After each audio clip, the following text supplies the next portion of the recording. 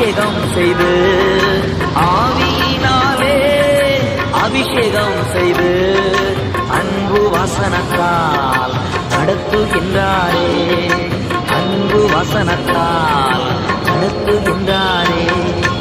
யார் என்னை கைவிட்டாலும் இயேசு கைவிட மாட்டார்.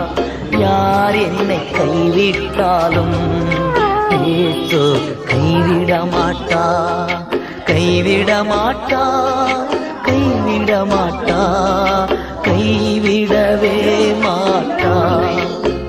இயேசு கைவிடவே மாட்டார். யார் என்னை கைவிட்டாலும் இயேசு கைவிட மாட்டார். யார் என்னை கைவிட்டாலும் இயேசு